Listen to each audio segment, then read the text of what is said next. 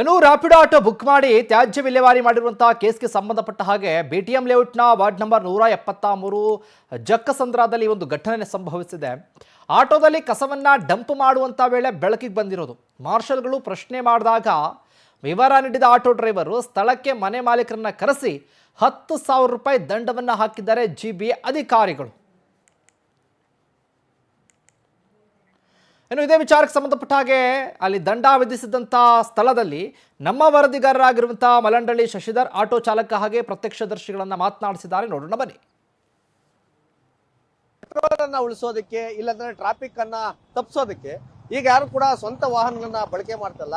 ಅದರಲ್ಲಿ ಎಸ್ಪೆಷಲ್ ಆಗಿ ನಾವಿರೋ ಜಾಗಕ್ಕೆ ಬಂದು ಕರ್ಕೊಂಡು ಹೋಗ್ತಾರೆ ಅಂತ ಹೇಳ್ಬಿಟ್ಟು ಓಲಾ, ಊಬರು, ರ್ಯಾಪಿಡ್ ಅನ್ನ ಬುಕ್ ಮಾಡೋದು ಪದ್ಧತಿ ಆಗಿದೆ. ಆದ್ರೆ ಈಗ ಅಪ್ಡೇಟ್ ಆಗಿರುವಂತ ಜನ ರ್ಯಾಪಿಡ್ ಮಿಸ್ಯೂಸ್ ಅನ್ನ ಮಾಡಿಕೊಂಡು ಕಸವನ್ನ ತುಂಬಿ ಕಳಿಸಿರುವಂತ ಘಟನೆ ಸದ್ಯಕ್ಕೆ ಬೆಂಗಳೂರಿನಲ್ಲಿ ಬೆಳಕಿಗೆ ಬಂದಿದೆ. ಜಕ್ಕಸಂದ್ರ ವಾರ್ಡ್, ಇದು ಬಿಟಿಎಂ ಲೇಔಟ್ ನಲ್ಲಿರುವಂತ ಒಂದು ವಾರ್ಡು. ಇದೇ ಜಾಗದಲ್ಲಿ ಬೆಳಗ್ಗೆ 10,000 ರೂಪಾಯಿ ದಂಡ ಕಟ್ಟುವಂತ ಕೆಲಸವನ್ನ ಮಾರ್ಷಲ್ಗಳು ಜಿಬಿ ಅವರು ಮಾಡಿದ್ದಾರೆ. ರ್ಯಾಪಿಡ್ ಅನ್ನ ಬುಕ್ ಮಾಡ್ತಾನೆ.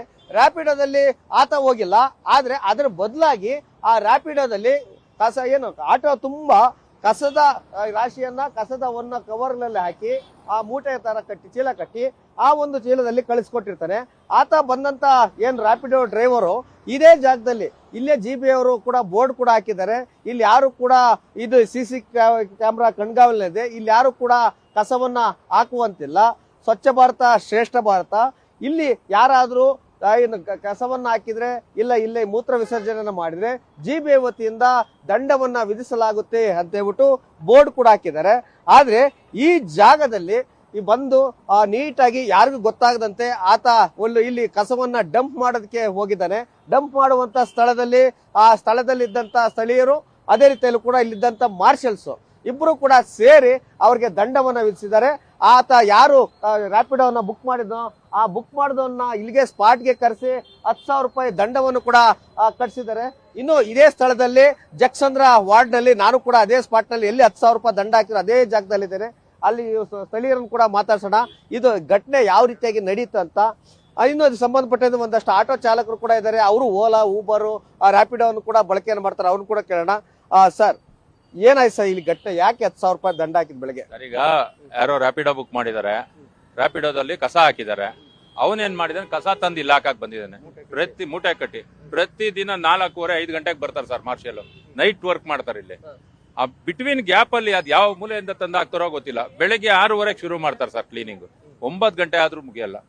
ಪಕ್ಕದಲ್ಲೇ ಸ್ಕೂಲ್ ಇದೆ, ಹಾಸ್ಪಿಟ್ಲ್ ಇದೆ, ಮೇನ್ ರೋಡ್ ಇದು. ನಮ್ ಶಾಸಕರು ಇದಕ್ಕೆ ತುಂಬಾನೇ ಇದ್ ಮಾಡ್ತಾ ಇದಾರೆ ಸರ್. ಕಸ ಎಲ್ಲೂ ಇರಬಾರ್ದು ಅಂತ ಪ್ರತಿದಿನ. ಇವತ್ತು ಬೆಳಗ್ಗೆನು ಎಲ್ಲಾರ್ಗು ಕರೆದು ಎಲ್ಲಾರ್ಗು ಸ್ಟ್ರಿಕ್ಟ್ಲಿ ವಾರ್ನ್ ಮಾಡಿದ್ದಾರೆ. ಗಿಡಗಳು ಮಡಗಿದ್ರು, ಬ್ಯೂಟಿ ಸ್ಪಾಟ್ ಮಾಡಿದಾರೆ ಇಲ್ಲಿ. ಮತ್ತೆ ಥರ್ಡ್ ಮೇನ್ ಒಂದಿತ್ತು, ಅದು ತುಂಬಾ ಚೆನ್ನಾಗೇ ಮಾಡಿದ್ರು ಎಲ್ಲ. ಆದ್ರೆ ನಮ್ ಪಬ್ಲಿಕ್ ಸಪೋರ್ಟ್ ಮಾಡ್ಲಿಲ್ಲ ಅಂದ್ರೆ ಏನ್ ಮಾಡಕ್ಕಾಗತ್ತೆ ಸರ್? ಈಗ ಪಬ್ಲಿಕ್ ಹಾಕಕ್ಕಾಗಲ್ಲ ಅಂತ ಅಮಾಯಕ ಆಟೋ ಡ್ರೈವರ್ಗಳನ್ನ ಬ್ಲೈಂಡ್ ಮಾಡ್ತಾರೆ. ರ್ಯಾಪಿಡೋ ಬುಕ್ ಮಾಡಿ ರ್ಯಾಪಿಡೋಲ್ಲಿ ಹಾಕಿ ಕಳ್ಸಿದ್ರೆ ಅವ್ರೇನ್ ಮಾಡ್ತಾರೆ ಸರ್? ಈಗ ಓಕೆ, ಈ ಕಸದ ವಿಚಾರಕ್ಕೆ ಬರೋದಾದ್ರೆ ಜಿಬಿ ಅವರು ಬೆಳಗ್ಗೆ ಪ್ರತಿನಿತ್ಯ ಕೂಡ ಪ್ರತಿಯೊಂದು ಮನೆ ಹತ್ರ ಕೂಡ ಬಂದು ಕಸವನ್ನ ಕಲೆಕ್ಟ್ ಮಾಡ್ತಾರೆ. ನಂತರ ವಾಹನ ಕೂಡ ಬರುತ್ತೆ, ಆ ವಾಹನಕ್ಕೆ ಕೂಡ ಹಾಕ್ಬೋದು. ಜಿಬಿದವರು ಆ ಕಸ ಕಲೆಕ್ಟ್ ಮಾಡೋರು ಬರ್ತಾರೆ, ಅವ್ರು ಕೂಡ ಕೊಡ್ಬೋದು. ಆದ್ರೆ ನಾರ್ತ್ ಇಂಡಿಯನ್ಸ್ ಮತ್ತೆ ಬೇರೆ ಕಡೆಯಿಂದ ಬಂದಂತವ್ರು ಈ ರೀತಿಯಾಗಿ ಪದೇ ಪದೇ ನೈಟ್ ಶಿಫ್ಟ್ ಅಲ್ಲಿ ಇರ್ತಾರೆ. ಯಾವಾಗ್ಲೂ ಬರ್ತಾರೆ. ಬೆಳಗ್ಗೆ ಅರ್ಲಿ ಮಾರ್ನಿಂಗು ಕೆಲ್ಸಕ್ಕೆ ಹೋಗ್ಬೇಕಾದ್ರೆ ಇಲ್ಲ ಕೆಲಸ ಮುಗಿಸ್ಕೊಂಡ್ ಬಂದಾದ ನಂತರ ಅವ್ರು ಯಾವಾಗ ರೂಮ್ ಬರ್ತಾರೋ ಅವಾಗ ಎಲ್ಲಂದ್ರಲ್ಲಿ ಕಸವನ್ನ ಎಸೆದು ಹೋಗುವಂತ ಕೆಲಸವನ್ನ ಮಾಡ್ತಿದ್ರೆ ದಯವಿಟ್ಟು ಯಾರು ಕೂಡ ಮಾಡೋದಕ್ಕೆ ಹೋಗ್ಬೇಡ್ರಿ. ಕಸವನ್ನ ಹಾಕಿ ದಂಡವನ್ನು ಕೂಡ ಕಲೆಕ್ಟ್ ಮಾಡೋದು ನಿಜವಾದಂತ ಕೆಲಸ ಅಂತ ಕೂಡ ಹೇಳ್ಬೋದು. ಕ್ಯಾಮ್ರಾಮನ್ ಪ್ರಶಾಂತ್ ಜೊತೆ ಮಲಂಡಳ್ಳಿ, ಪವರ್ ಟಿವಿ, ಬೆಂಗಳೂರು.